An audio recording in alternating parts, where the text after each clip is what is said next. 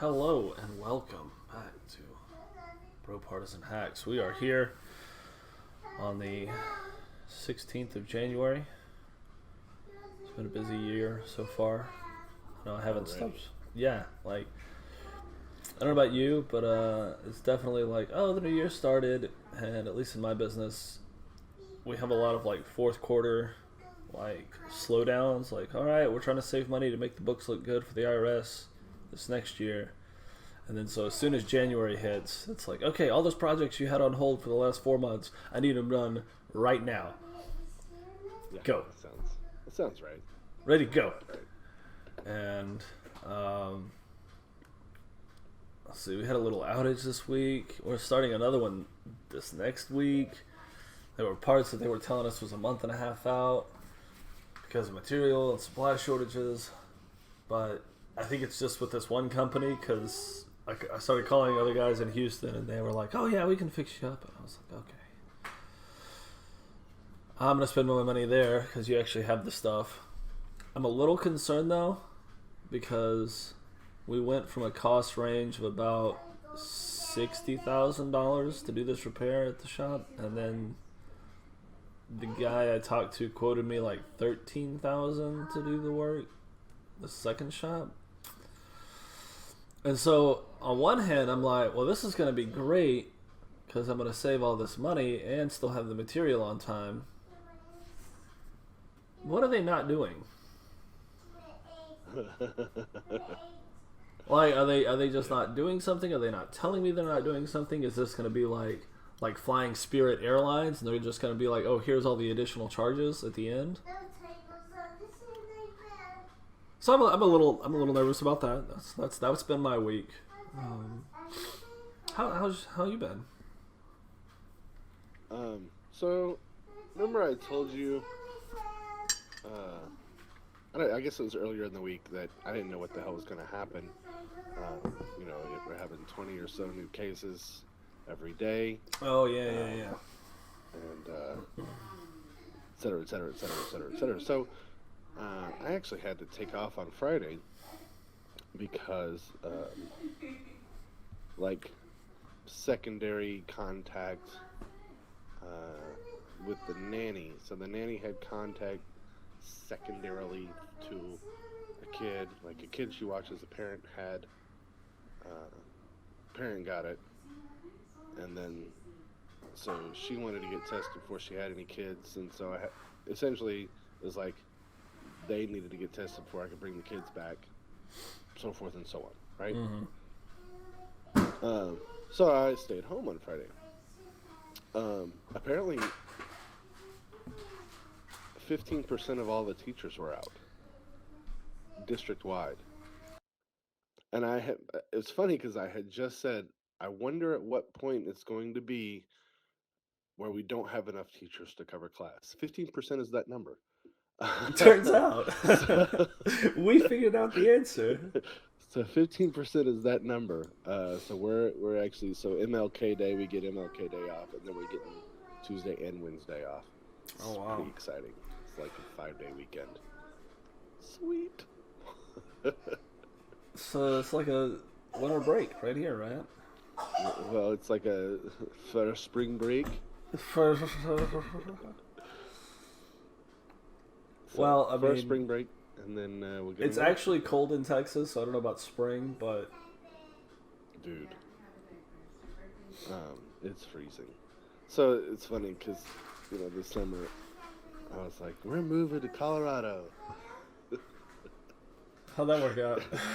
So because it's 70 degrees in the summer in Colorado. Oh, this was during y'all's vacation, yes. And y'all were okay. So. And now it's 30 degrees here, and I'm like, I'm not moving to Colorado. I'm not moving somewhere colder than this. It's 14 degrees outside. There's a different level of shut it down. Yeah, there's a different level of preparedness when you live up there, though, right? So you know that your house is going to be any house that's built up there that is good, decent, worth living in, is going to be insulated. It's going to have the stove and all the heating components. You're going to have the nice jackets you can go to the store and buy on the pretty cheap because everybody's going to be selling them, you know. Yeah, that's true. Actually, we found a store in Breckenridge, and dude, they had $200 coats for like $20. Yeah. And it was awesome. Yeah. We bought, and they're just trying to get rid of it for the ski season. Like they're just looking for the new stuff because you're in Breckenridge, which is one of the richer areas. And we bought everyone coats. Everyone got a nice winter coat. Yeah. Now I already have some for track season. Like I've got a nice coat. It's just so bulky. You talking about your big pea coat or no? Like I have a almost a ski jacket, ski coat, but it kind of is like it's thick, windproof, waterproof, the whole nine. Yeah. Because track season starts in like a couple weeks. Yeah, and then it's really really cold. Yeah, what people in Colorado come down here to get wetsuits like. Right. Because you don't need a wetsuit here unless you're going. You know, I figured out one time that there's reasons for wetsuits other than staying warm. You ever been barefoot skiing, water skiing, barefoot skiing? No, but that's an excellent reason to have a wetsuit because, I mean, best case scenario, it just rips your swimsuit off. So, not only that, but basically when you're barefooting, your feet tend to just slide out from underneath you. And so you just kind of like you're skiing, and then you, boom, face. You're right? Supermaning on the water, yeah. Also, testicles right into the water. So if you're not wearing a wetsuit, it really, really, really hurts. Not that I'm barefoot skiing anymore, but right. It's been a long time since I've been barefoot skiing, but I have done it, and it's really fun. Hard, like you have to have some abs, and I lost those. I was like, I don't think we can do that anymore. I lost them in the war. The war on kids.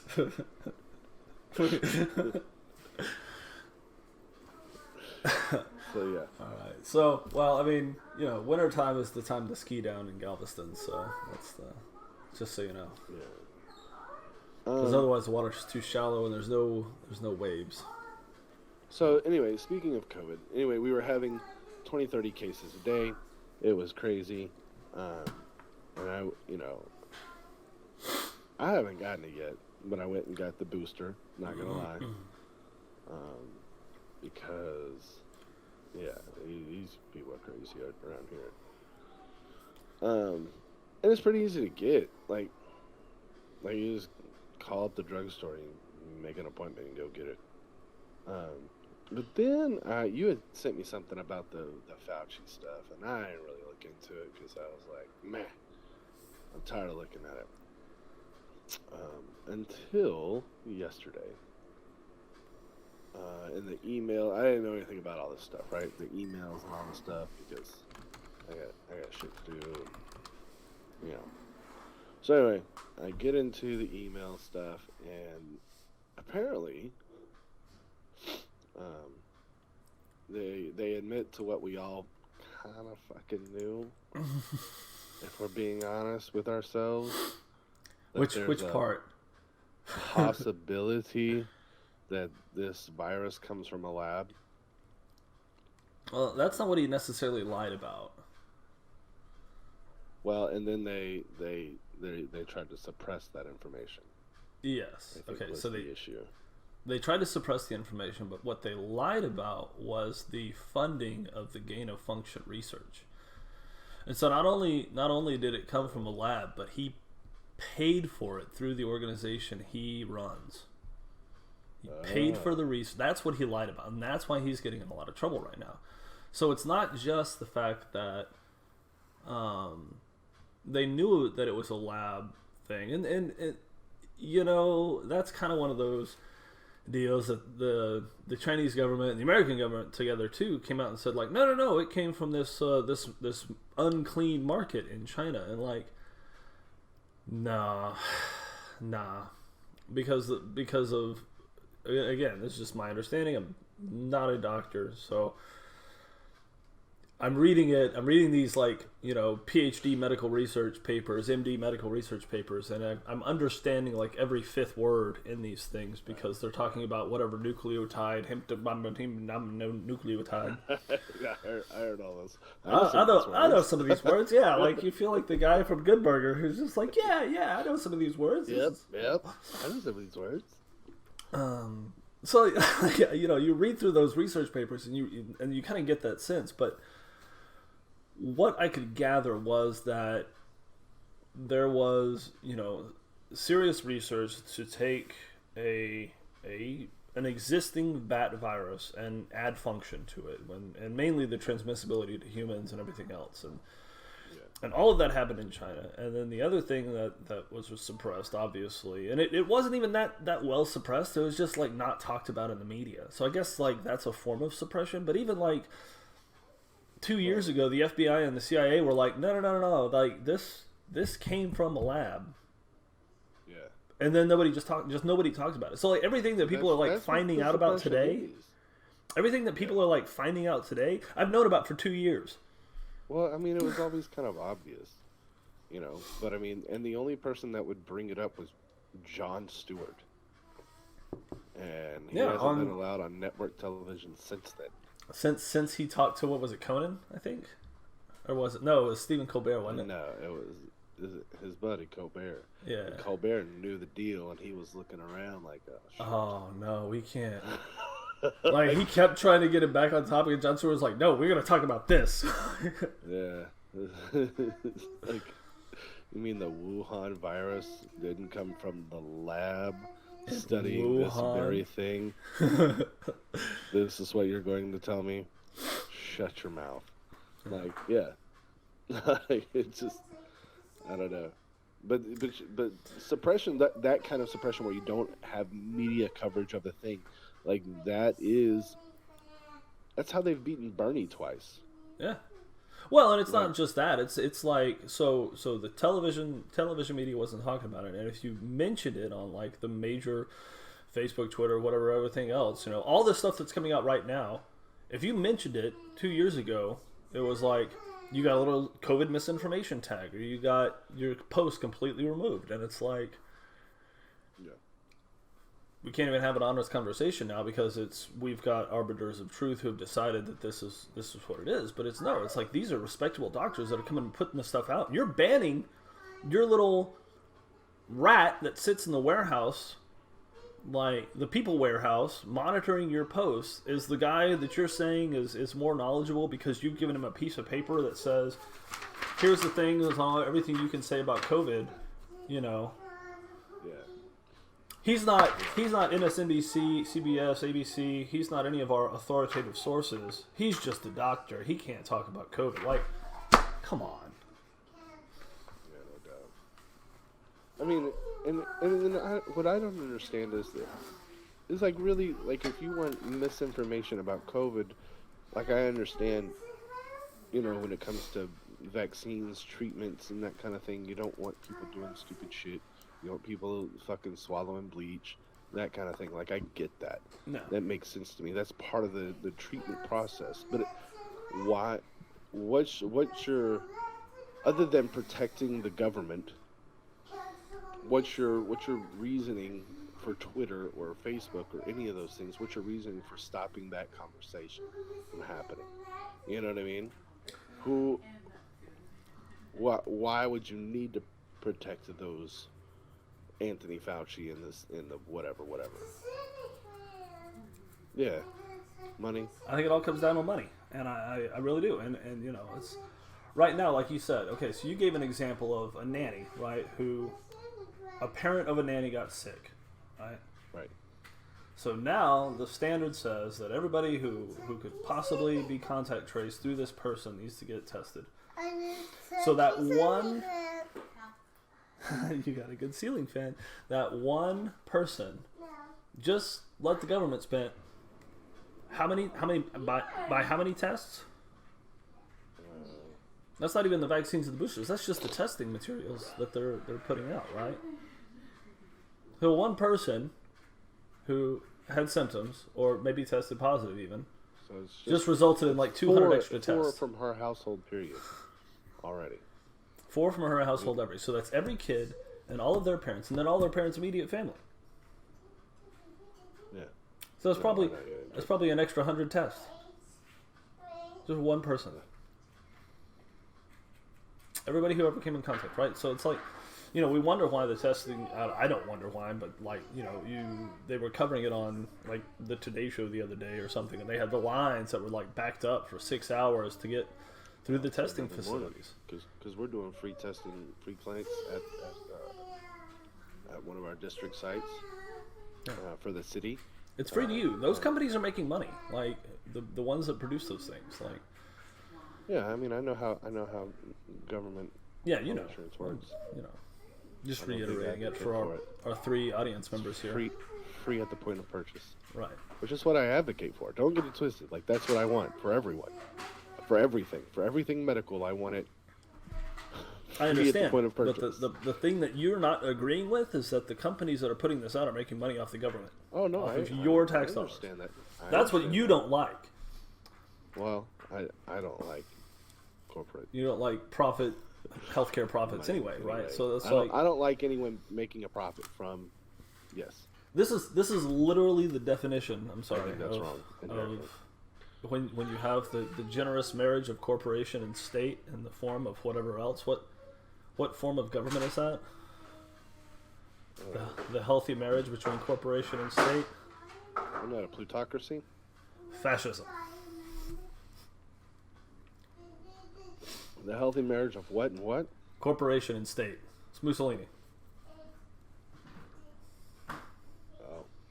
He said that. Well. By his definition, guess. and he was the first fascist state in Italy, right? So I'm just saying, that's just because if that's the definition. If the government is running the corporations, then obviously, yeah. No, what happens when it's the other way around? Oligarchy? Yeah. Okay, maybe that's where we're at. Duh. We have an oligarchy here. This is our elected officials don't run shit. Yeah. Like, come on, man. It's funny. We were just talking the other day about the vaccine mandates being in, coming up to the Supreme Court and everything, and it's like the decision from the Supreme Court read something along the lines of like. Congress didn't intend to give this power to OSHA or something like that, right? And you have to OSHA? To OSHA, right? It was like this was not the intention that Congress had when OSHA was formed to give the power to OSHA to make giant sweeping mandates, across the country. That wasn't the intent, right? And that was essentially the reasoning, and that was why, because they used that logic that said, well, healthcare workers, this is a workplace safety concern, and you all have to follow it. So instead of the 80 million, employed across the country, it's the 10 million in healthcare across the country that are still affected by mandates. Now, granted, the vast majority of them have either been exiled or they've already done whatever they needed to keep their jobs, right? So I just want to say this about that, though, in regards to working at a hospital. When I worked at a hospital for the fucking however long that I did work at a hospital, they mandated I get a flu shot. Yeah, every year. I don't like flu shots. I don't like getting one. I don't like being. It's just me. I don't need one. Essentially, like I've never felt like I needed one. Maybe when we're 70, we'll all right. But I got one then. You know why? Because if I wanted to keep my job, I was gonna go get a flu shot. Yeah. And that's where they were at. So. Well, there's lots of jobs in, healthcare and research and virus research that you have to have like a whole slew of vaccines to do it. Military too. Like I knew a guy who was telling me just the other day, like they make him get something for malaria. Yeah. And then he can't give blood for like 10 years after that. After you get a malaria vaccine? It was some I thought it was malaria, but it might have been something different. But he got some vaccine for the military that he couldn't give blood for 10 years afterwards. Yeah, probably because of where he went. Yeah. Well, that's another story altogether. Yeah, so I think that was in like South Sudan or something. I don't know where he went, but yeah, no. So Supreme Court decision. So basically, what I was trying to say was that so the Supreme Court made a decision that said Congress didn't intend this. So all Congress would have to do is come back and say, no, we did. We meant it. We meant it this way. Or we did mean it this way. And yet, all of them are up there saying, like, we don't have the power to do this. Bro. So, the reason... I'm sorry, I gotta change topics because I was just looking at Twitter. I see it. Thank you, buddy. So, yesterday.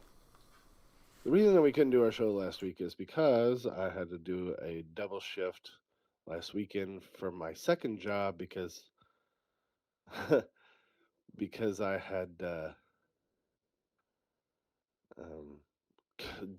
took some time off during the break and I needed to get the kids caught up. So I was doing driver's ed all day yesterday, which means I'm in the car for 8 hours, right? Yeah. I didn't know anything about this hostage situation at a North Texas synagogue over like right down the road from me. Yeah. Oh. Yeah. What happened? So apparently, a man with an English accent came in and took 4 people hostage. I haven't corroborated this with today's news, but what I saw in a lot of the hot takes yesterday was that he was basically a dual citizen British Pakistani who was the brother of a terrorist who's in prison, some like high up lady in Al Qaeda or whatever organization she's involved in, and he was trying to negotiate her release by taking a bunch of people hostage in the synagogue. He didn't make it, from what I'm seeing in the stories right now. I'll pull this up. I had a side-by-side. I was ready to go. Fort Worth Star-Telegram, one of the local papers. So they breached the building. They did not say whether it was self-inflicted or not. He had explosives.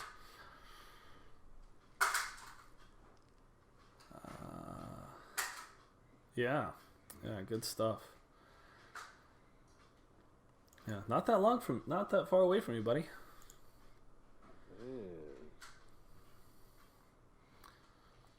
So they flashbanged him and breached. Oh, his sister. Yeah. Suspect was referring to a known terrorist, Aifia Siddiqui, as his sister. Siddiqui is incarcerated at Federal Medical Center Carswell, Women's Prison in Fort Worth. Alright. And the hostage taker was reportedly demanding that she be freed from prison. So it's right down the road. That's what's going on. Mm-hmm. Yeah, and I guess she had blown people up or something, or... Known terrorist. Charges related to attempted murder and assault of United States officers and employees in Afghanistan. Transferred to FMC Carswell for medical reasons, serving an 86-year sentence.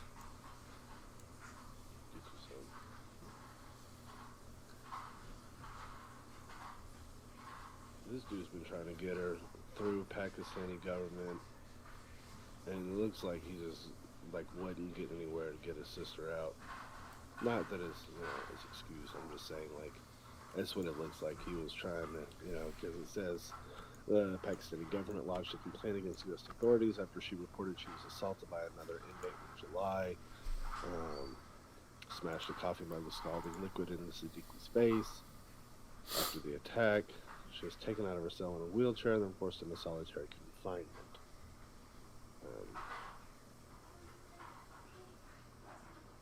Lady Al Qaeda, the most wanted woman in the world.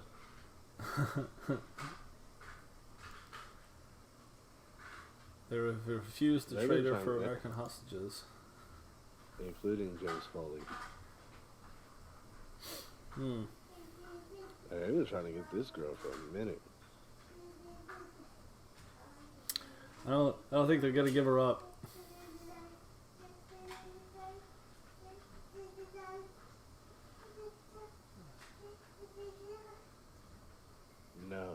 No, she's in there.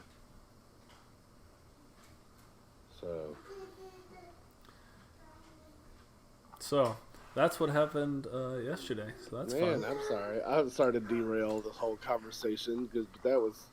No, yeah, you missed it. So I mentioned it before we got started and said, hey, we need to chat about this. So you didn't derail it too much. I had already had it pulled up. So yeah, that's a thing that happened. I saw the joke about, and it's almost not really a joke, but it was something along the lines of, did I send it to you? Did it go through on your text message? Yeah, there you go. And it was kind of the state of the media today. It was like, how do you tell if it's like a white guy who attacks somebody? And it's like the media will tell you. And if it's not, they will talk about literally everything else, like the English accent. Yeah. Because it wasn't a white guy. That is kind of funny. It's like, how do you know who the criminal is and what he looks like? Usually they'll tell you. If not,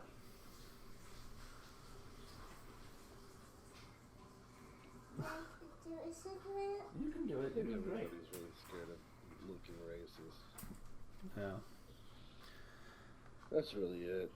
At the end of the day. Oh, I can't be racist against white people.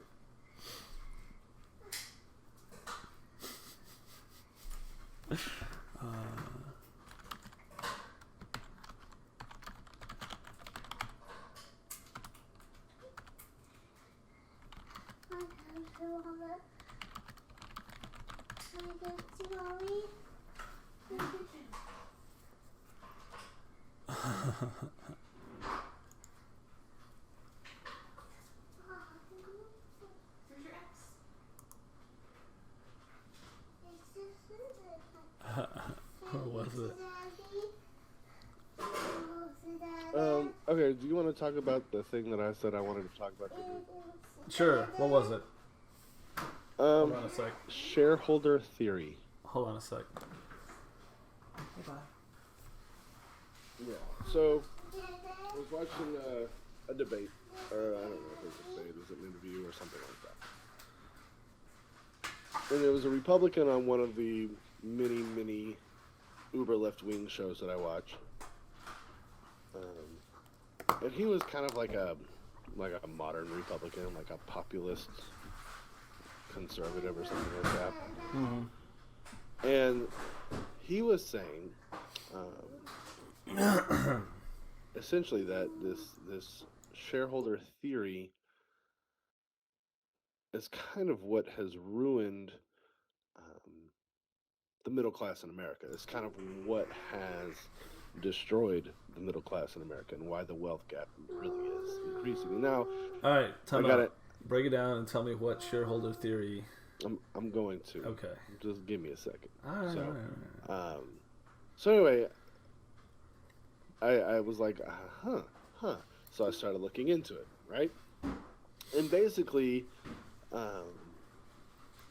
back in the old 1980s, this guy, Jack Welch. You familiar with that name? You've heard the name before? No. Oh, anyway. So he was the controlling manager, CEO, somebody important with GE. Okay. Okay. And Who was huge in the 80s. What he did, right? And what he did was, he basically decided that the whole idea was to basically, I'm going to do everything I can to increase stock price and increase dividends for the shareholders. So I'm going to cut costs. I'm going to cut, waste, cut spending, I'm going to do whatever I can to increase my shareholders' price.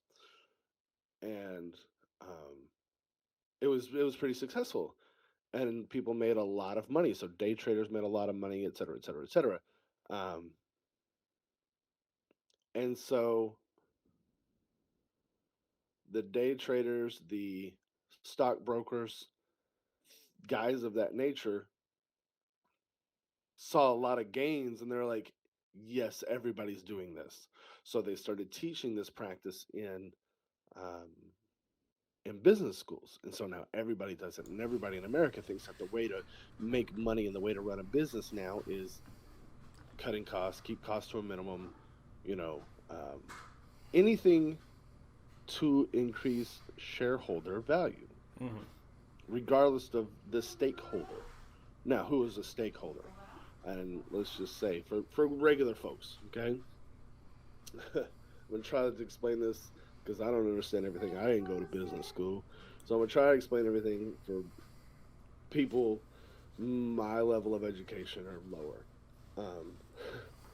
Stakeholder is anybody that the company affects, essentially. So your employees, your customers, your community that you're in.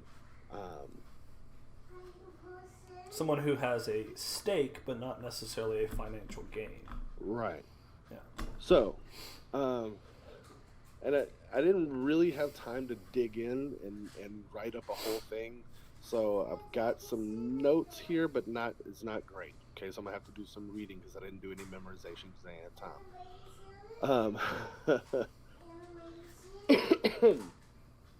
So basically it says, shareholder theory argues that shareholders are ultimate owners of corporate assets, and thus the priority for managers and boards to protect and grow these assets for the benefit of the shareholders. Shareholder theory assumes that shareholders value corporate assets with two measurable metrics, dividends and share price. Therefore, management should make decisions that maximize the combined value of dividends and share price increases. And that's really, at the end of the day, what it is. So what costs are, we've already determined that labor is a cost. It's not actual people, right? It's just a number. So it doesn't really matter if they're doing okay, because whatever maximizes shareholder value, whatever maximizes shareholder profit is to the exclusion of that thing. So this really happened again. It got big in the 1980s, and again, it happened. They started tying management and director pay and bonus to shareholder price and dividends and shareholder value. Well, a lot of that came about because most of those manager and executive positions were getting paid in shareholder value and prices, stock options. Well, they were doing things for themselves instead of for their shareholders, and so it. But that's how they tied them together. Most businesses nowadays will tie the executive performance to stock price, and so they're promised so many options, and they can. If the share price increases, then obviously they've made $3 million instead of their base $1 million salary, whatever it is, because the options that are tied into it. Anyway, sorry. So it says there was a challenging time in the 1970s, and stock prices were going down. Economic environment is considered to have contributed to this change. Managerialism is what you were talking about. But basically, It says the widespread reduction of the value of corporate stocks led to focus by business leaders, policymakers, regulators, and politicians throughout the 80s and 90s on the role of the board and their duty in relationships to shareholders. Uh,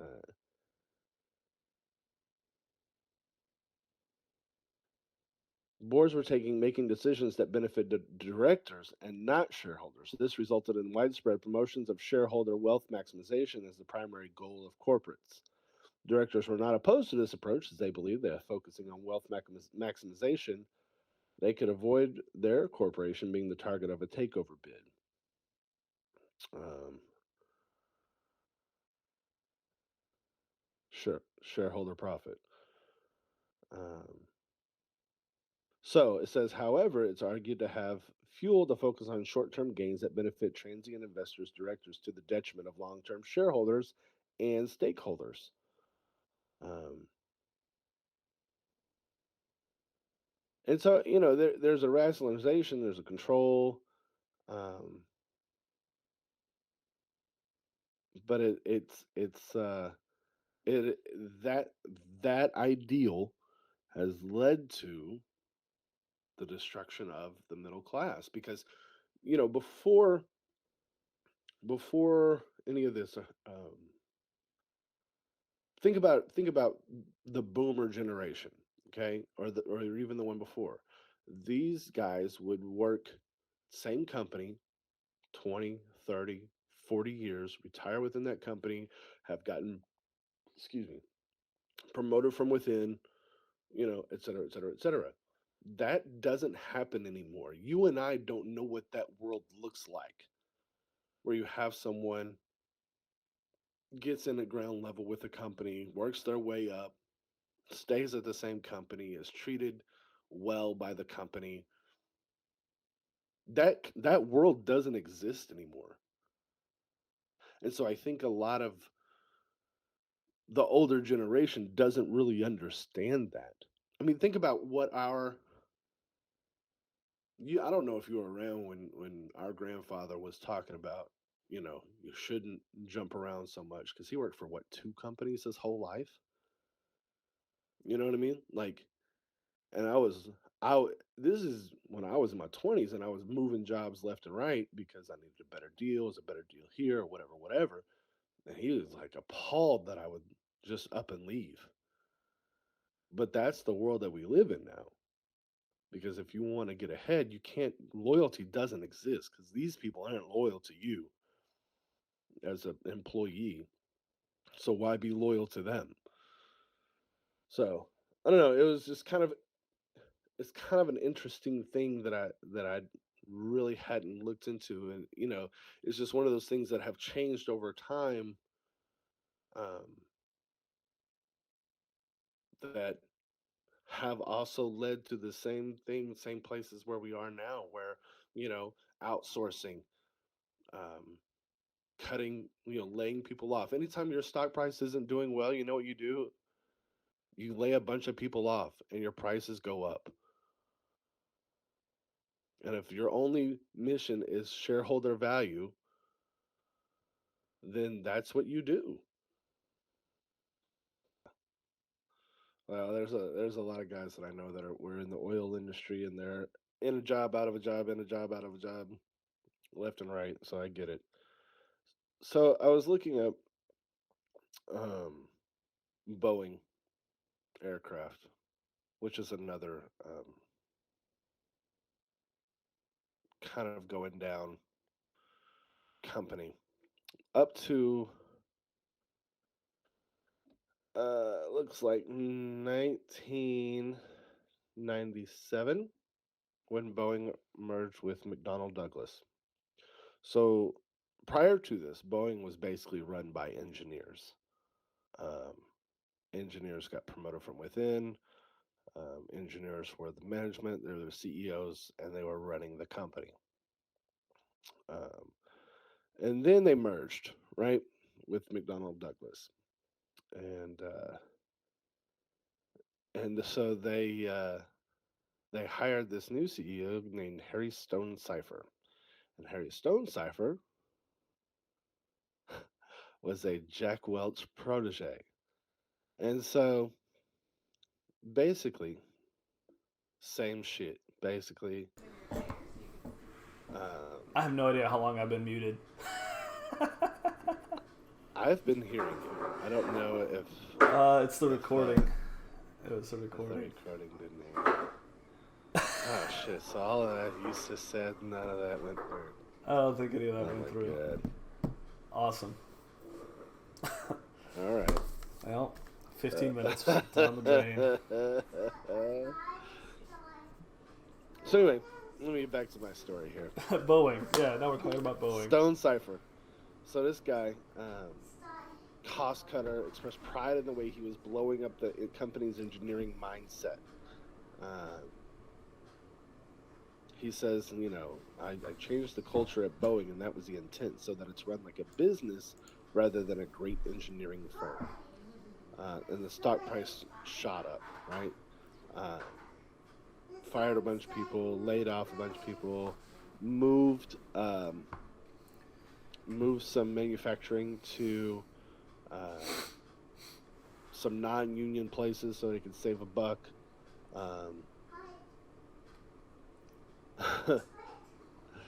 And then, so that guy gets fired. The Welch protege. Yeah, well, so then they bring in another one in 2005.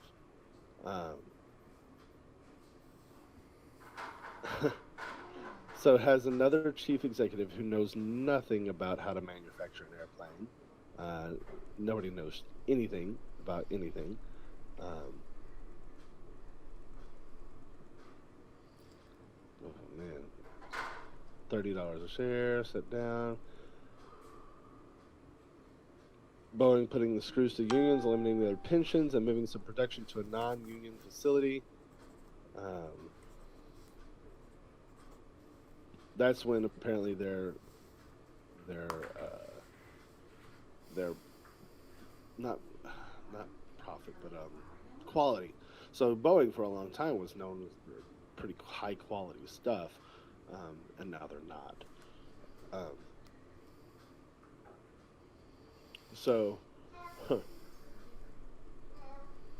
And so nobody really cared about whether or not it's same thing with GE. Nobody knows enough about their product to do anything, and nobody from the management knows enough about the product to make sure they're producing a quality product. And so you're putting out bullshit. And so now Boeing is being sued left and right because they're putting out shit and people are dying. So I just pulled this up. Yeah, there you go. That was January this time last year. Yeah.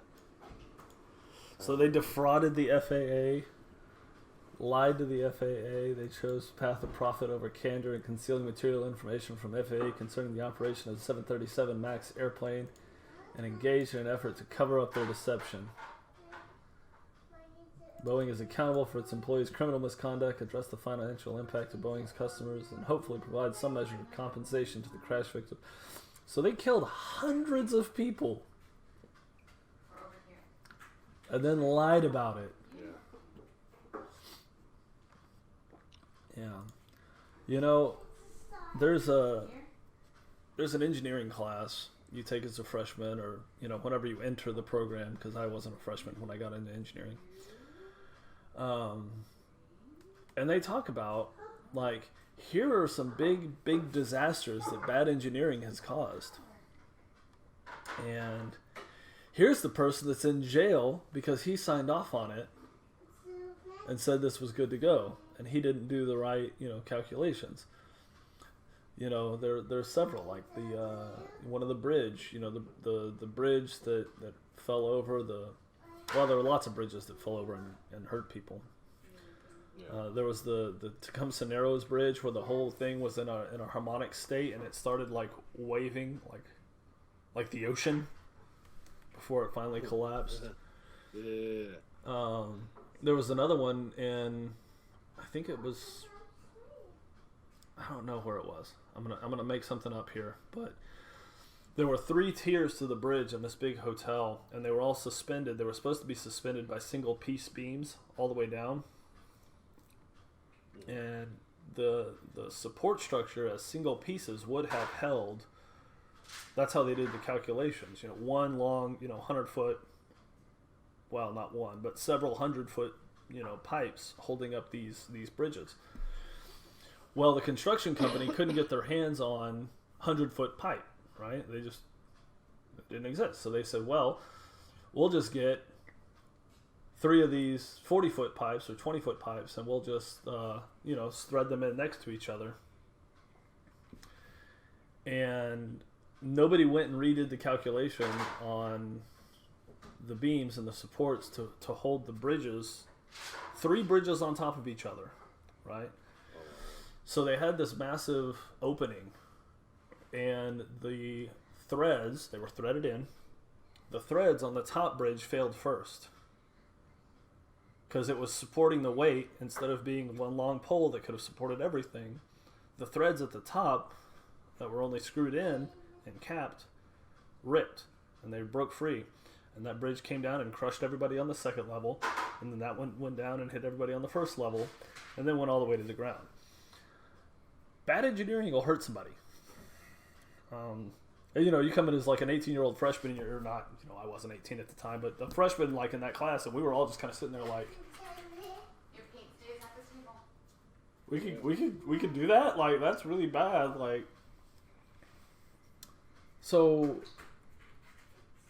I don't know. So when I hear things like that about companies and businesses doing the wrong thing from an engineering perspective, it really ticks me off.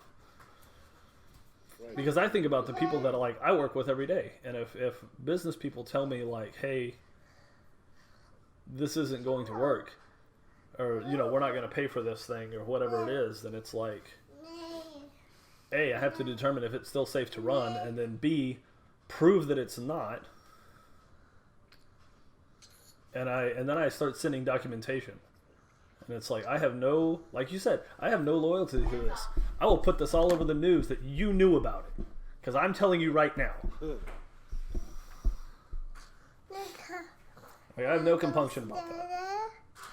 And because I don't want to get hurt, right?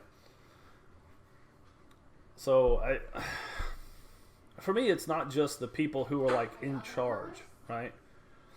Now, if your engineers are ignorant, that's a whole nother story.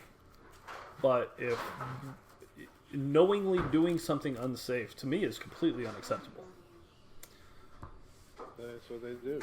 That's what maximizes profit. And at the end of the day, that's how you kill people. Like that. Period. Straight up. Yeah. The end. And there's no excuse. And they should all go to jail. Like. And apparently. Nothing ticks me off more than business people overriding engineers that say this is unsafe. But they just get a fine. They killed 346 people. Boeing did. 346 people. They get a fine. Nobody went to jail over that. Yeah. And they all should have. Project managers, all of them. Drives me crazy. Nobody goes to jail for this. Yeah. There's something to be said for like, hey, we tried our best, but the cover up, the deception, the fraudulent activity, all of that's prison time, and it's disgusting that it didn't happen. Or at least I'm not seeing it here. Maybe somebody went to jail and it's just not on here because those like. If I was the engineer and I stamped it and I was professionally licensed and I said yes, this is good to go, and it fails spectacularly, my calculations were wrong for whatever reason, right? And it kills somebody. I am personally liable for those actions. Now, my business may be fined, but I'm criminally liable. And so those two things are separate. And maybe that's the case here. I don't know. But I hope so. Well, but what probably happened is what always happens in situations like these is where the engineer says this is how it has to be built, like you were just talking about with the bridge and all that. This is how it's supposed to be built, and then they're like, well, we can't do that way because we can't do it that way, and so we're going to do it this way, and we're not going to recalibrate anything like you were just talking about because that's too expensive. So this is how we're going to do it, and yeah, it's well, it's funny that those things. I mean, it sucks like that happens because like there's processes in place that are supposed to stop that from happening. At least we have them, right? So like, if I'm doing a project change, I've got to get everybody and their dog to sign off on it. There's a whole process on this online thing. I've got to put all the supporting documentation into it. Here's the drawings. Here's the calculations. Here's all the work I've put into making this change. And it could be very simple, like adding a bleeder to a line so we can take an oil sample, right? I've still got to do all of that stuff. Like, what pipe spec is it? What does the pipe need to be made out of? How thick does it need to be? Like, select this. What valves do you have to use? Does it meet the pipe spec? Does it match up with what can maintain this pressure and temperature? Like, all of that is, even for just adding a little sample point, right? All of that has to be in there. And then I've got to go look at it when it gets here. Does it fit? Is it the right dimensions? Did they make it out of the right stuff? Is this valve correct? Like, and to me, all of this is basic. Like, that's just the bare minimum requirements, right? So, like, for these things to happen on such a huge scale is just mind-boggling to me. Like, that is pure negligence. But you have to create value for your shareholders. I'm telling you, like... You know how you create value for your shareholders? You don't kill 346 people. This is what's taught in school. Like they do what they can to minimize costs. Like, anything that they can think of, right? There's people that literally their whole job is to look at their company's expense reports and think, how can I make this less? That's their job entirely. Yeah. And to be fair, there's a lot of room for that in a major company because there's a lot of inefficiencies. But that's why you have to like manage what you're cost cutting. If you're cost cutting your knowledge and expertise, that's a mistake. And you know what? Those businesses that have done it for the last 40 years are paying the price. But then your transient CEOs are just going to go to another company and they're going to do the same thing. They do the same thing, right? And run that one into the ground. But they maximize shareholder profit for that little bit of time, and so it doesn't really matter. And those meanwhile, companies are going under. Everyone else suffers. Yeah. The people that work for those companies suffer. The towns that rely on those manufacturing plants suffer. And those people that did that are responsible for that, just move on and keep doing it. You have a big square. I see it. That's the issue that I have, is that they just keep doing it. And it doesn't matter how many companies they run into the ground for this little bit of time, they maximize shareholder profit, shareholder value. Daddy, you can know the squares. Okay. Can you know the squares? Okay, here. Oops, they fell apart. Put it on there. Anyway. No, I completely agree. That's all I got. I'm mostly just kind of like. It's just it was something that I hadn't. I mean, obviously, I just thought that really this is just what happens, right? This is just the way it is. It's something that you know is happening, right? But then you don't think about the history behind it, and you don't think about like, here's where this came from, and like, here's what's been happening. I was watching my favorite Christmas movie is National Lampoon's Christmas Vacation. Chevy Chase is my guy, right? And it hurts my heart that Chevy Chase is an asshole in real life because 80s Chevy Chase is the funniest fucking thing. Anyway, the story revolves around, I mean, it doesn't really revolve around, but one of the overarching stories in the movie is he's waiting on this Christmas bonus, right? On the whole movie, waiting on the Christmas bonus. Like, he's got his pool planned out, he's got his whole thing, you know, and he like already put a down payment because he was counting on this Christmas bonus, right? And so, you know, he's like, it hasn't come in yet, hasn't come in yet. And then at the end of the movie, he gets a fucking 12-month subscription to the Jelly of the Month Club. Yeah, it was like a ham. Yeah. It was like, I was thinking it was a ham or something, but like, yeah. The Jelly of the Month Club. Right? So he loses his mind, right? Goes full Clark Griswold and just like flips out and starts cussing everybody out, and it's fantastic, right? Because that's his Christmas. character. Yeah, that's character. And he's got the whole family there, and they bring the CEO over, and he's like, "Yeah, it's Christmas, and blah blah blah. I'll give you your bonus, and then we'll double it and whatever, right?" And I'm like, "Bull fucking shit! Like, there's no way that dude has any heart whatsoever to give everybody their bonuses, right?" And the wife comes over. She's like, "Oh, Fred, the lousy ways, all the lousy ways to save a buck." It's like, change my mind. All right. No. And I'm like, this is indicative of what was changing at those times, like in the 80s. When that movie came out, was all that corporate structure, how all of that was changing, and everybody was trying to find ways to make more money. It was trying to, cut costs and cut things, and take pensions and take the Christmas bonuses and all the things like profit sharing that employees used to get, but now that was cutting into your stock prices or your dividends that you pay out. So I don't know, it just kind of was like one of the things that I've never thought about before watching that movie, because again, it's my favorite Christmas movie, but then I'm just like, man, just right there, like, there it is. Shit you don't even think about. It's like, dang, that wasn't that long ago. Or the movie Brewster's Millions, where he has to spend $1 million to get $1 million or something like that. I don't remember. Like, if he doesn't spend it all in one day, he can't keep it. Anyway, he's struggling to spend all this money. And I'm like, you could spend that now in 20 minutes. Like, I need to take this to the bank and then buy all those stocks. Yeah. Spent. Money spent.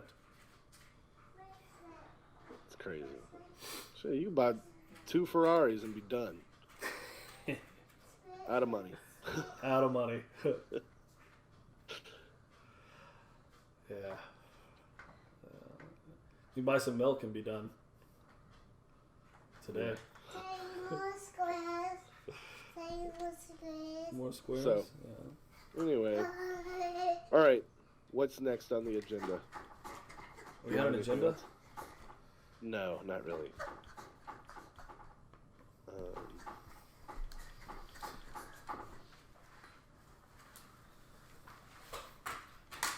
I haven't really been paying attention that much. Anything good going on? I haven't seen too much. I see it, Cal. Thank you. You can hold them. But not. I'm not holding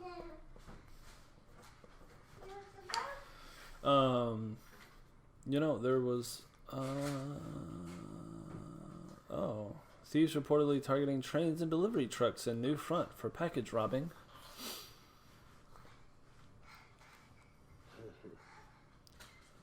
Do what?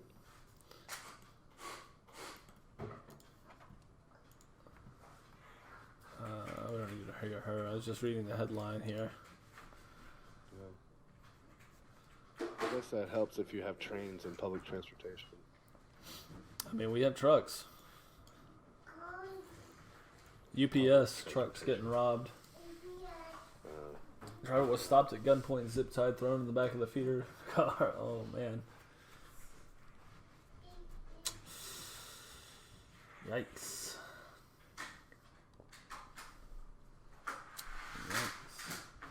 Oh, yeah, that happened.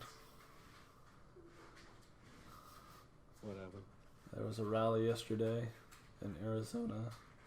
For what? to punch Kristen Cinema in the face. Your favorite? Trump. U.S. is becoming a large territory in Venezuela. Venezuela. Actually, there was more Venezuela under Trump than there is under Biden. Biden and them are trying to figure out how to restart student loan payments. They're trying to figure out how to, I don't know, man. Not a fan. Not a fan. Everything is just so, like, they're only trying to win for their fucking team. They're not trying to do anything. They're neither side. No one gives a shit.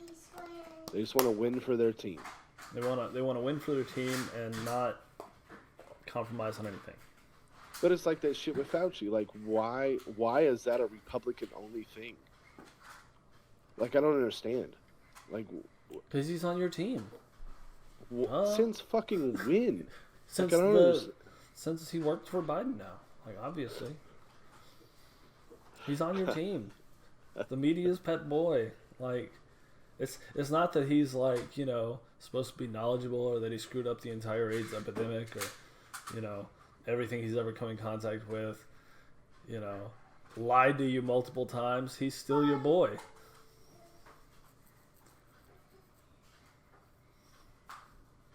I get it, you know. We're literally making things up as we go along. And we just roll with it. You know.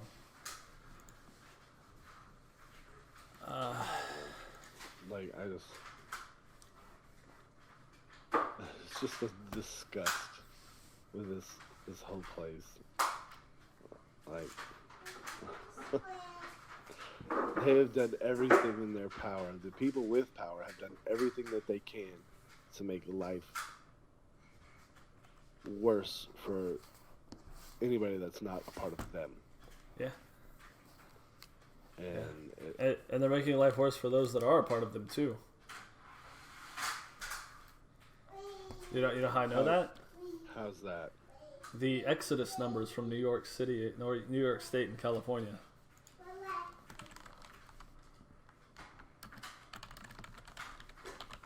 Is that a real thing? Because there was a chart I saw the other day. I don't know if I can find it. Oops. There was a chart I saw the other day that it was like broken out in tables. I'll see if I can find it. But it was basically the like interstate migration.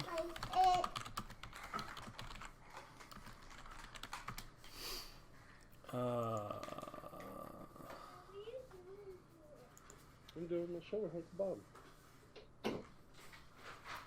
Taking all the squares. Taking all the squares. Yeah, put him down. Y'all bother Mom? So yeah, here this table's kind of hard to read. But what it's showing here, and not numerical form. Again, I'll see if I can find the right chart. But the migration out and net migration up or down. So here's births, deaths, and people leaving the state. This big purple line going down here in New York. And it's essentially the same thing in California. So California is not as bad as New York. The Texas and Oklahoma are both huge by comparison. They're big lines. So everything is state dependent. So it's depending on the state of the... Okay, so that makes more sense. So, Cal, you got it. You got it, bud. Go play with it over there. Put it on the ottoman, please.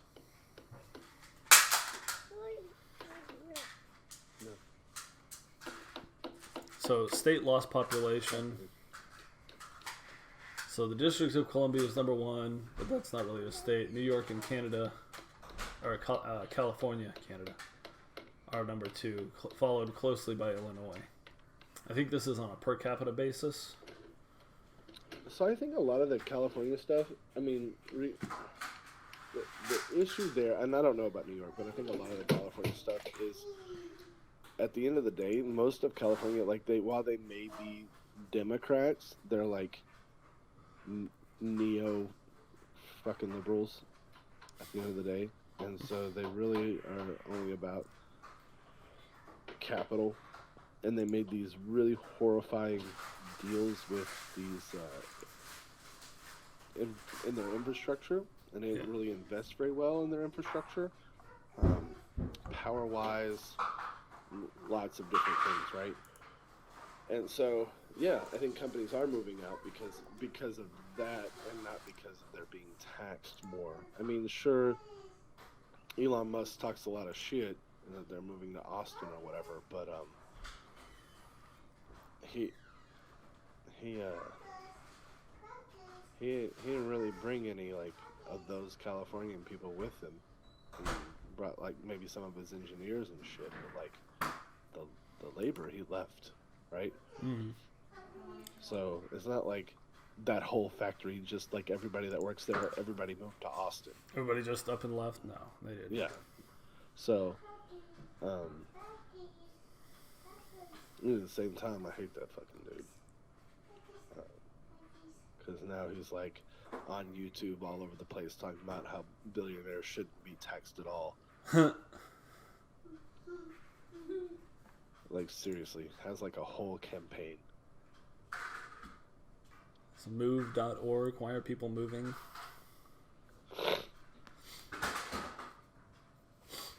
38% are moving due to climate change. That's interesting. We're moving here for climate change. Fucking hot. Well, you just said it was really cold, and we had our freeze last year, right? Yeah, but it's really cold, like 30 degrees cold. It's not like, it's cold for us. That's true. Yeah, we're like, oh like, God, it's 40 outside. Not like cold. It's cold for us because we're used to 110. Oh, this is interesting. So this is ranked. Wow, you really can't see it. It's too light on the screen. So the green numbers are the states people moved to. Number 1, Florida. Number 2, Texas. States people moved away from: number 1, California. Number 3, New York. And number 2, Texas. So people left and joined Texas at essentially the same rate, it looks like. Yeah. They said migration into California is down like 40%. I believe that. But California still has the number 3 economy in the world.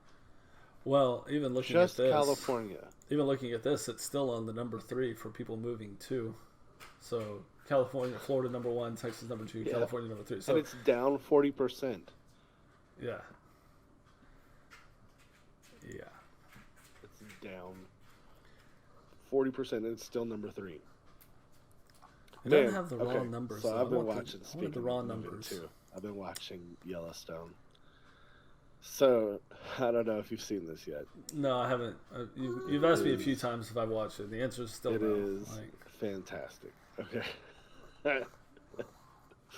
So while this dude, for those of you in our audience that have watched Yellowstone, the dude is everything that I stand against, right? Like, he's just some wealthy landowner, has more land than he could ever want, yada yada yada. And the whole show is everybody basically trying to take it from him. Like, they either want to buy it, and he's like, no.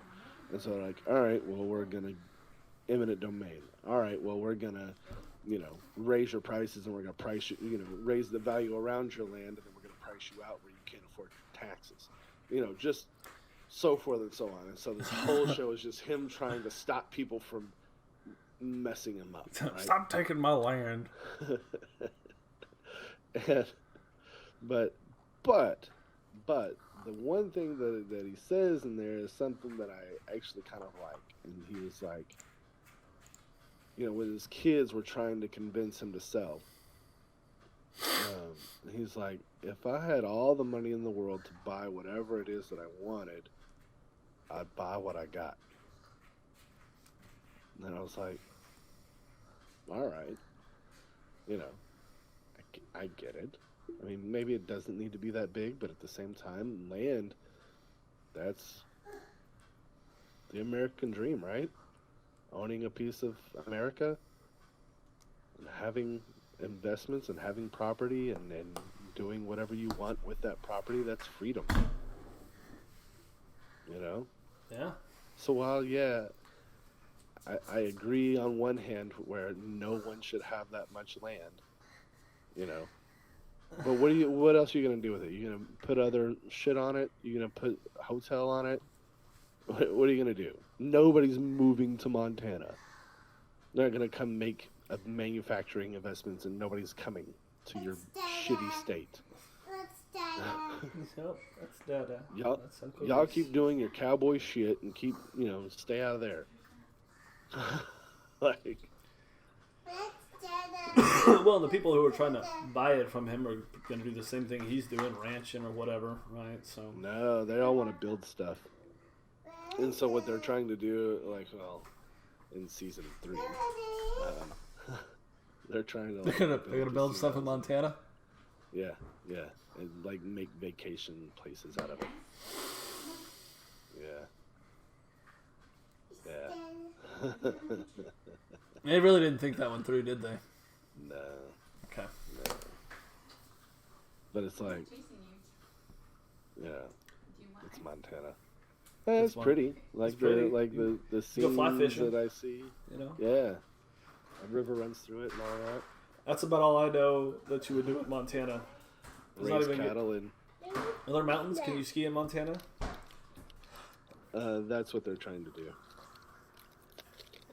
But they don't think it'll work because there's no airport. So they're trying to build an airport. Because Montana. Yep. It's hard for me to watch sometimes the shows where I just look at the plot and the plot devices, the hero's MacGuffin or whatever, and I'm just like, this is dumb. Your villain makes no sense, or your hero makes no sense. Like, why do they need this one particular thing? Okay. It's amazing. even if they're like, nobody's coming to Montana. They make it make sense. The reason I started watching it is because somebody told me that it was really similar to Sons of Anarchy. And I really liked Sons of Anarchy. All right, yeah. I do too. I was like, okay, I'll check it out. No, there's a lot of parallels. I should rephrase that I liked Sons of Anarchy until it got to the point, I think in the last season or the season before last, where everyone was a bad guy. You know what I'm saying? What do you mean everybody was a bad guy? That's the whole point of the show, is because people but they lost all of their redeeming qualities, right? So it's like, you've heard the save the cat term, so it's like, as long as your hero can save the cat, then they at least have one redeeming quality about them, and so they can go on and do all this horrible stuff, but the audience will still cheer for them because they've saved the cat, right?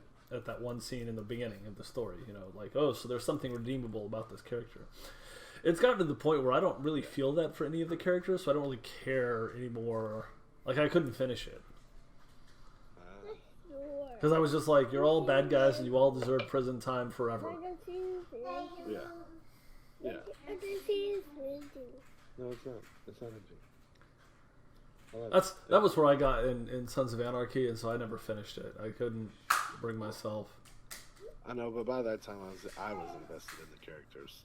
Yeah. So it was like, all right. I enjoy this. And it's kind of, like I said, it's kind of the same deal where it's like, you see where they're coming from, and you see some of the bad decisions that they make to keep trying to do their thing, right? And so it's like, but you understand where they're coming from. So it's like, I like the shows where you don't really know if the main character is good or bad. Sometimes they're both, because nobody's all good or all bad, right? And so that's kind of the enjoyable part. So you like the show? Yeah, check it out. Yeah. We finally got into season 2 of The Witcher recently, so. But it's on Peacock. Yeah, it's on Peacock. That's right. You told me it was on Peacock, and I told you hard pass. That's right. But you torrent your shit anyway. I do not. That is. Taking more squares. Besides, streaming is so much easier. It is. It's just easier to pay. It is. It is. So, moving. Yeah, ain't nobody moving Montana, I'll tell you that. Okay, what else is happening? Oh, let's see here. We talked about the Hasted situation. We talked about that. What is going on with Mr. Ray Epps? Do you care? Have you heard? I don't know who that is. He is the center of a conspiracy theory about January 6th. There's a conspiracy theory about January 6th.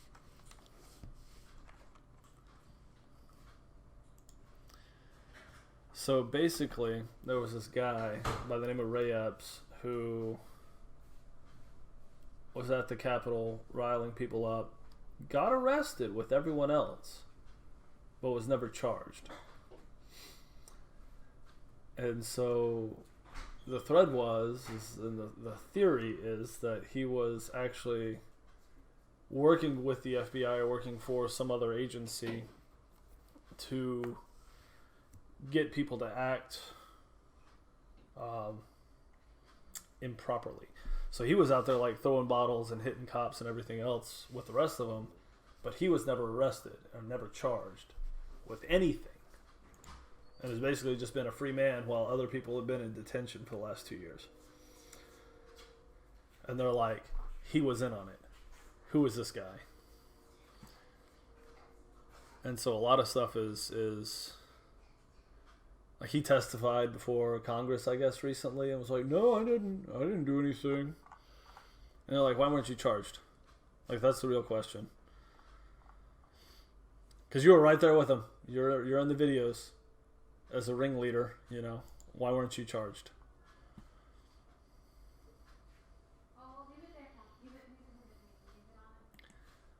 And so a lot of stuff has come out like this.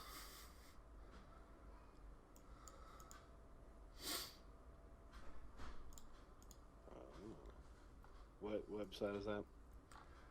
This is Washington Examiner. There's more from Arizona, CNN. Oh, CNN says, "Oh, it's fine. Shut up. You know, take your potion."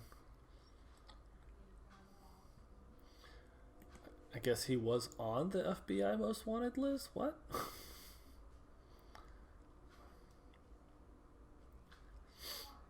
Sisti is not a plant. I wasn't not a federal plant.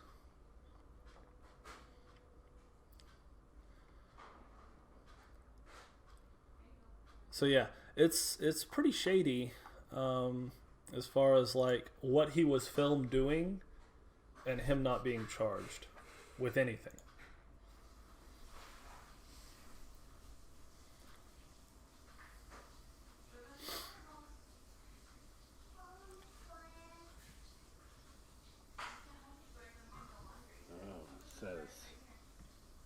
As protesters first reached the Capitol, where Epps has been encouraging them to go for 2 days, they begin to confront the scant number of police officers standing near low-security barriers. A young man wearing a black t-shirt and a red MAGA cap can be seen engaging with police officers at the barriers. Suddenly, out of nowhere, Ray Epps appears and whispers in the ear of Ryan Samsel, a PA resident with an extensive violent criminal background. Epps seems to know the target, Samsel, as he whispers in his ear. Almost immediately afterward, Samsel begins pushing down the barriers, allowing protesters to run through the barriers and onto the Capitol grounds. Epps disappears. So that's the conspiracy, right? He egged it on and was responsible for instigating stuff. I don't know where I was going with that, but I just thought it was interesting. Why is he not being charged? He's totally not a plant, though. Take his word for it. Speaking of not a he plant, would never lie under oath to not be in trouble when he's got coverage and backup from a giant organization like the FBI. He would never do that. People are more honest than that. Oh, yeah. I just saw a thing that said, hello, how do you do, fellow millennials? Millennials are putting down Karl Marx and picking up Ayn Rand. What? How do you do, fellow kids? I'm one of you.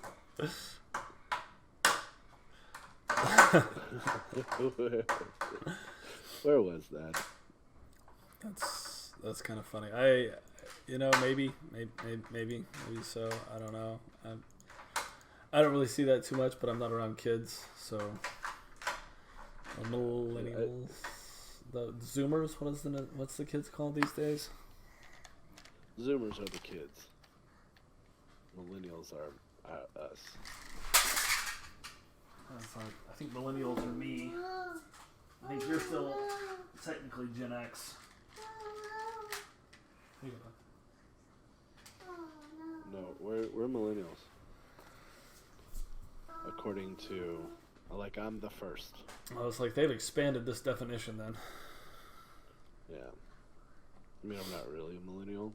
You are for sure. I am for sure, and I despise a lot of my generation. I don't know why. Mostly just because they're insufferable twats. There's people trying to get by.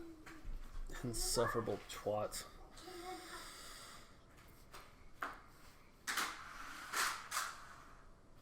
What makes them insufferable?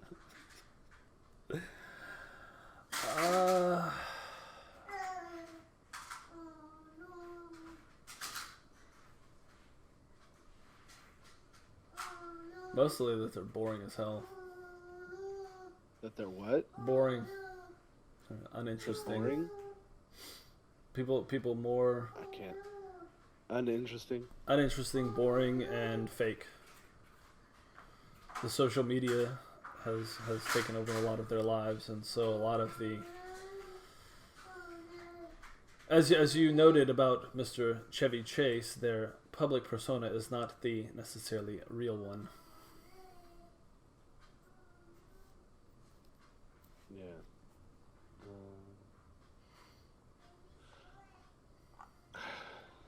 I don't think that's just millennials, though. No, I don't It's either. everybody. It just started there, and that's who I've been mostly exposed to. So. That's true. Let's see. So I That's mean, who you are. it's where I'm at. So I can point to them and be like, I'm one of you, and I despise this method of life. You know, it's. I don't know, man. I think they've earned the right to be as upset as they are. We are. Think about it. I was 20 when 9/11 happened. Bottom falls out of the market. Jobs go apeshit, right? 2008. 2001 when 9/11 happened. 2001 is when the 9/11 bottom happened. fell out of the market. Mm-hmm. At that point. Mm-hmm. You may not remember. No, I don't remember it too well. I don't remember thinking it lasted very long, though. It wasn't the economic crash, but for about a year and a half, the bottom fell out of the market. Yeah. tourist industry went to shit.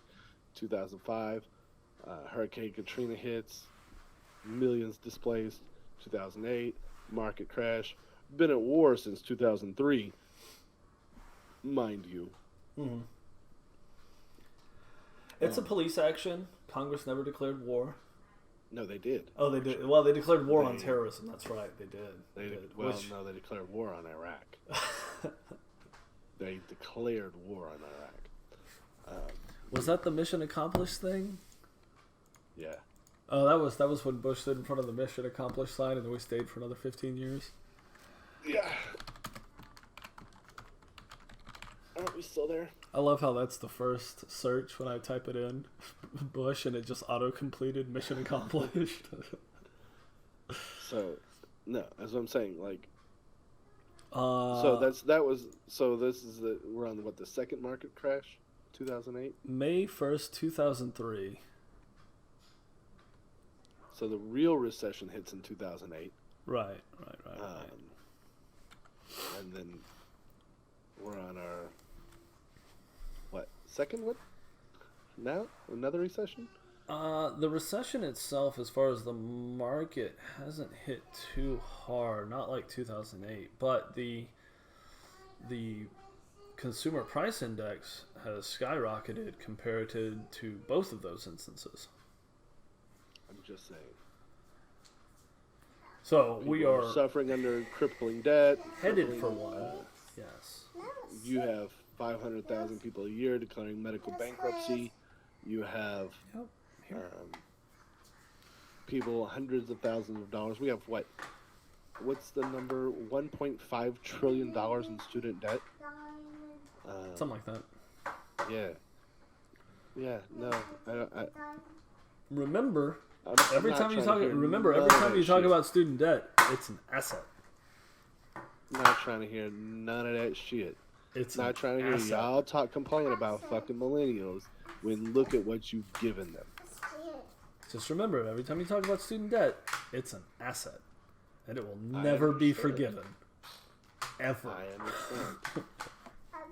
I understand, and I will never pay it. Ever. I will die with that.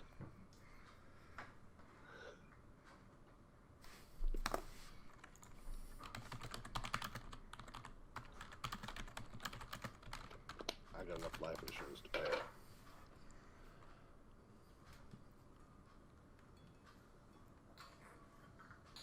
Oh, there you go.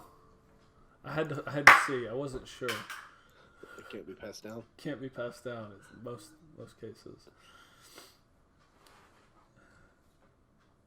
So there you go. I'm going to die with that debt. I will never pay a dime.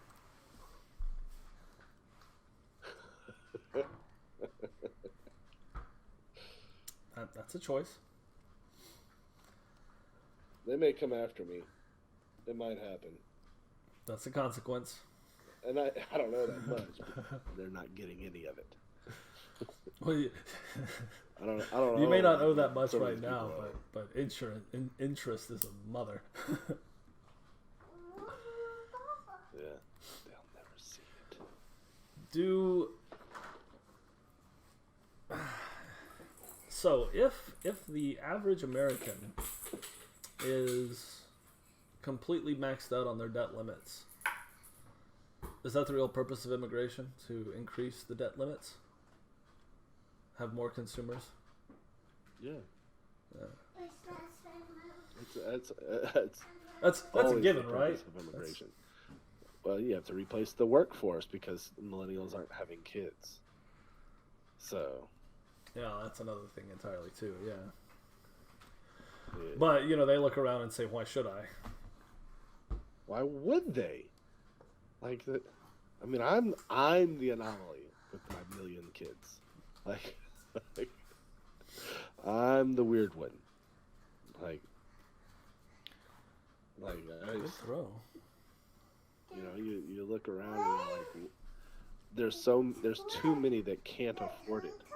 And it goes back to the shit that I was talking about earlier with the shareholder value is people could afford a family, one income on their manufacturing job.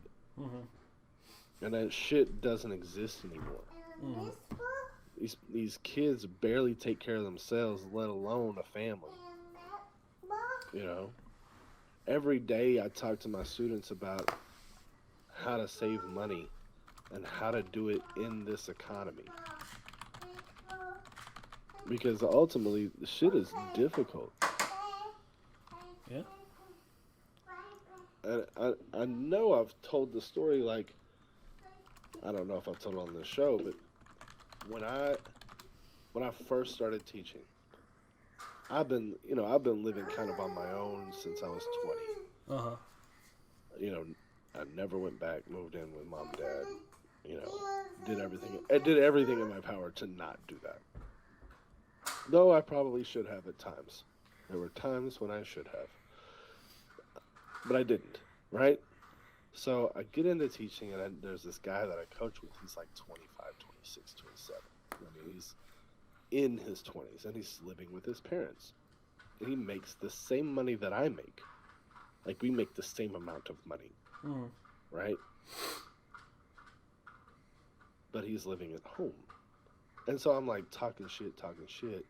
Well, then he gets married, and he goes and he puts $40,000 down on his house that he buys. And I was like, all right. I see what you did there. Because he had no bills. So he just stacked all his money. And the same money that I'm making. I'm making pretty good money. And he makes the same, but he's not paying out anything. And I'm like, oh. See what you did there. Yeah. All right. Maybe I'm the dummy. But what you're seeing is a lot of those kids are doing that. A lot of these kids stay at home. Their parents let them. And honestly, I probably would too. At this point, like, one of my older kids needs to come home. You know what it's really similar to, I'm thinking? It's basically like living in the 1700s, where you lived with your parents until you got married, and you go build a house somewhere with your new wife. Yeah, like you lived at home until you had a reason to leave. Until you didn't. Yeah, like, and your reason to leave wasn't like, I'm 18, it was, I'm married and need to go start my own family. Yeah. Yeah, I mean, that's kind of where we're at. It's when you put it like that, it's almost like this revolving, where we've come full circle back to that. Yeah. Where I was, when I first started out here, I was living in a shack, essentially behind somebody's house, and I could pay all my bills. I got paid weekly at that point, and I could pay all my bills off of 1 week's paycheck, and the rest of it I could save or spend or whatever, I wound up saving a lot of it. Yeah. Not 40 grand house payment down, but quite a bit. It's pretty good. I mean, obviously he's been doing that for a couple years, like, until he got married, basically. Yeah. My other buddy did that too. Like, I talked to him, and he was telling me he did the same thing. Like, he and his wife both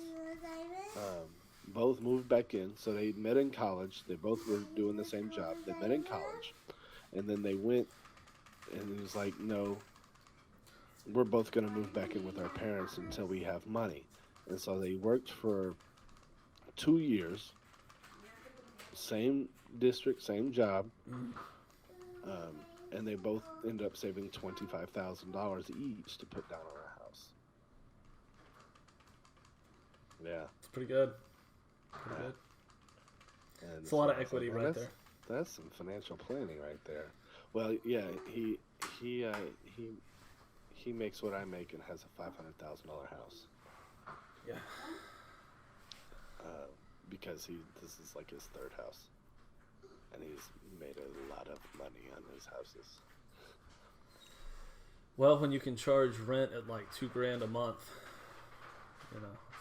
Oh no, he sold them. He doesn't. Oh, he sold them. Okay. He doesn't That's a much better plan. Especially with the market is crazy. I told you, like, So at one point last year, I was looking at moving, right? Yeah. And how it was going to cost. Right. So like I checked again the other day, and the housing market has only gotten worse. Hasn't gotten better. And it's leveled off here. It's my house is about $70,000 more than when it was when we moved in. It hasn't really leveled off south of Houston. So I was looking in like the Webster Friendwood area near NASA Road 1, you know? And it's still got a pretty healthy increase of about, 1% a month almost. It's pretty big. Hopefully it will level, and I think it's pretty much peaked out by this point, hopefully. Yeah. And then I know that I sent you something about how like the Fed, the Federal Reserve is, they have their own little system where they talk, like the stock market has bulls and bears. They have doves and hawks in the Fed, and the doves and hawks refers to inflation. Okay. And the doves are inflation's not a problem, and the hawks are inflation's a giant problem. And so the article I was reading said that basically like everybody in the Fed is now a hawk. They're seeing what's happening, and they're planning measures to address it. And one of the only dials they can address is the national interest rate, right?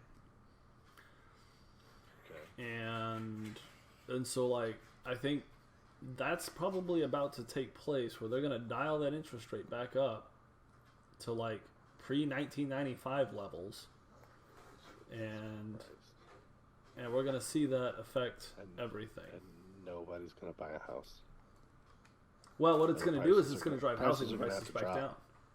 Prices are going to have to drop back down. But Because people are going to see that and they're going to say, oh, 5% interest on a 30-year mortgage, maybe for about half of what you're asking for. But then, what do those of us that are in our houses do? Like, just stay here? Just stay here, essentially.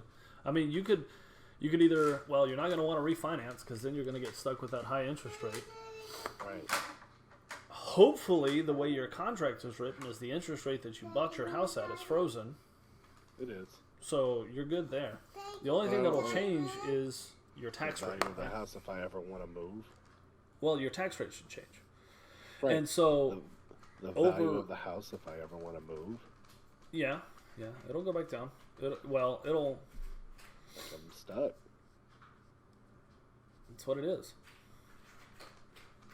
And so you either take a hit. That sounds awful. Or, so you'll save money long term on taxes because that will drive the value of your taxes down, hopefully, right? And actually see a decrease for the first time in like 10 years.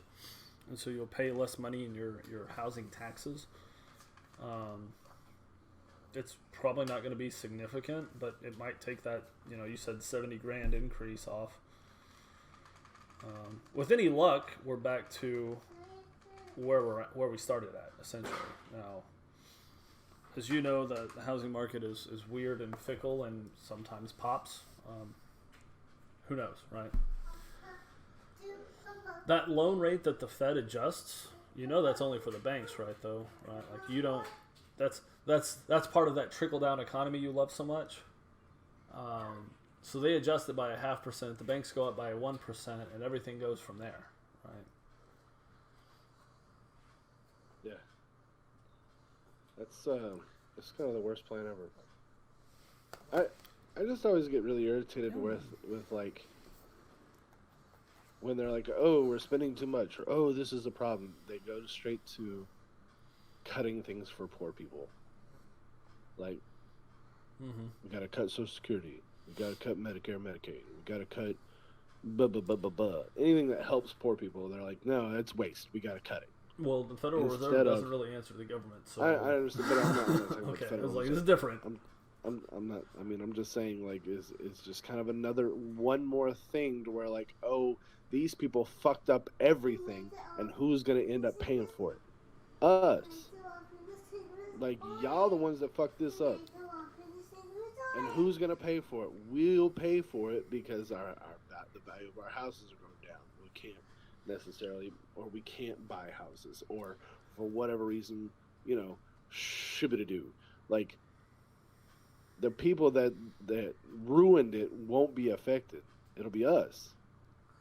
Well, you It'll remember be us. you remember me talking about the value of the loan, like, decreasing, right? As inflation goes up. You remember that conversation? Sure. So as these policies take time to make changes, right? So it's not something that they twist the knob and then suddenly the prices come back down. Everything's going to swing for the next, like, year or two, maybe 3, right? I don't know that we've seen the top of anything yet at this point. These are all just plans that are in the works that they've released to the media. So the things that are happening are long time coming, right? So I think one of the things we can do in the meantime is to basically plan to make larger payments on the debt, because the value that you're getting out of, saying, buying that extra television or whatever is less than putting that value into your loans for when the inflation does come back down. Unless the whole market crashes, and then, all bets are off, right? But at that point, it's like economic collapse. And you're going to be basically living here, for what you can defend it with at that point, right? Like legitimate economic collapse, it's like, hey, the banks are going to show up, and you're going to be like, nah, I ain't moving, I ain't leaving this house. Like that's what happened during the Great Depression, right? Yeah. Sure, they made a bunch of people homeless, but those were all, like, most of the homeless people were not people that, like, lived in houses. They were people that, like, were in apartments, and they were just kicked out because they couldn't pay rent. And there were millions of them, Yeah. People that, like, lived in houses out in the suburbs, they were just like, nah, man, I ain't leaving.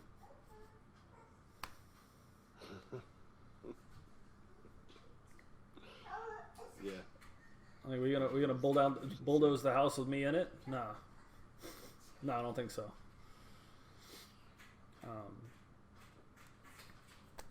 It's it could be bad, it could be not that bad, but either way, it's after 10 o'clock. And it's about that time. Wow. Bro, if space goes down anymore, I'm gonna lose my mind. Tell me about it. Huh? So tell me about it. Still holding on. I think I'm gonna buy some more though. What are you gonna do? What are you gonna do? Right? You're just gonna take that hit? Holy shit! I'm down like $700-800. Oh, I'm down way more than that. You bought more than me. Yeah. Shit, it's only worth $340. Oh my god, I have so much money tied up in that. Me too. That's disappointing. Okay. All right, bro. All right. Call it here. BroPartisan Hacks out. Thank you for watching this episode of BroPartisan Hacks with Reese and Rob. We really, really appreciate you watching, tuning in. If you like this video, please hit the like button. Please subscribe to us. We're putting out content as often as we can. Share it with your friends. Get it out there. Get our names out there. Also, hit that bell, tap that bell right there so that you can get updated when we put out a new video. Rob and I are trying to pump these videos out as often as we can. However, we both have day jobs, we have families, so our schedules have to line up so that we can make a new video. Speaking of our day jobs, our opinions and views expressed are our own and in no way represent those of our respective employers. Thank you. Thanks again for watching.